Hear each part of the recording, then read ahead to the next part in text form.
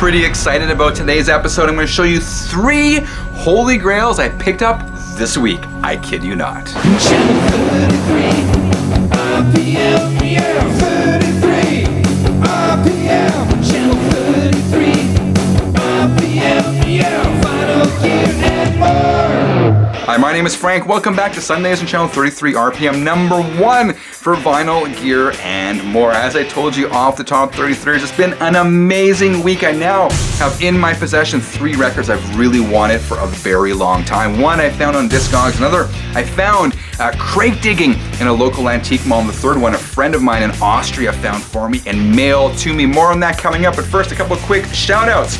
First to Andy from Andy's Vinyl Den. That's a YouTube channel.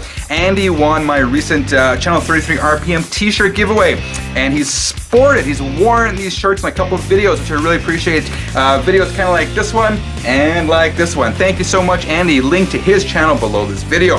Also, thanks to Mark from Funky Moose Records. He is now offering a 10% discount in his online store to Channel 33 RPM viewers. Just use the special link below this video. Now, without further ado, let's drop the needle on today's episode.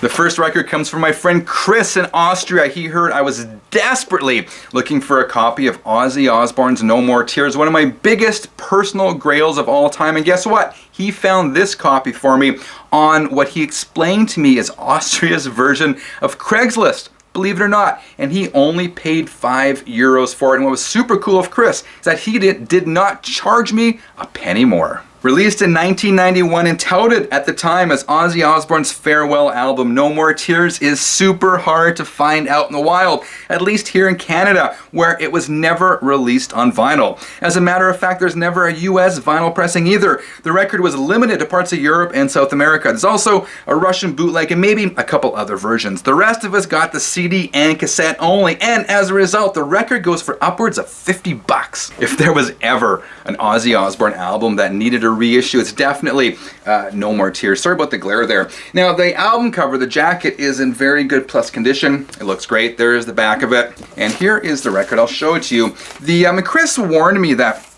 the record wasn't in the best condition and that actually had a couple skips in it. And he was right. There is a skip in the song No More Tears and one other one as well. I mean, it looks shiny and good. There's just a couple scratches that cause that to happen. So, I will eventually need an upgrade copy, but for the time being, I am super, super happy to have this and super grateful to you, Chris, for tracking this down for me and sending it all the way across the Atlantic. Next, another album I've been searching long and hard for. It is Van Halen's 1991 album, For Unlawful Carnal Knowledge. This is their third with Red Rocker Sammy Hagar. Like other albums of its era, this one only got a limited vinyl release, which makes it all that much more rare and as a result valuable. Of course, by 1991, most of us had a band in the record format in favor of cassettes and CDs. This particular copy I purchased from Discogs for about $40. I set a search up, and when this one came in at the right price and in the right condition, I jumped at it. Okay, here's the inside of the record. There is the inner sleeve, and I haven't actually re-sleeved this record yet. I'm going to put the record in a MoFi sleeve, and there's the other side. What's really cool about this is that this is the custom inner, but it actually is a polyline sleeve, which you don't see too often.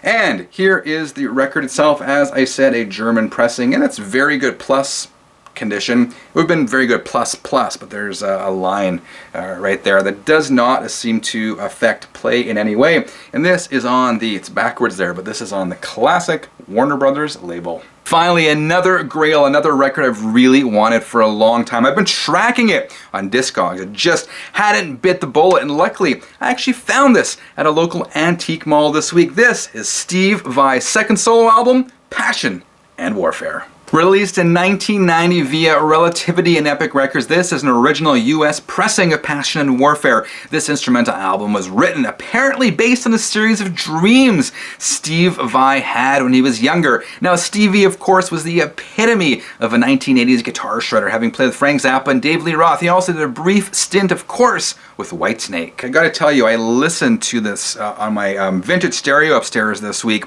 because I also recently purchased the 25th anniversary anniversary CD version of this, and the vinyl version blows the CD version out of the water. There's also a reissue on vinyl, but I really wanted an original, and I got an original. I couldn't be happier with my Grail pickups this week with 33ers. It is your turn. What do you think? Are any of these records on your want list? What is on your want list? I would love to know. Let us know in the comments below. Remember, if you enjoyed today's episode, leave a quick like. If you haven't subscribed yet, click that button. You will never miss another episode again. And if you are so inclined, please do check out the merch store for t-shirts like this and more, starting at only $9.99. Believe it or not, I must be crazy.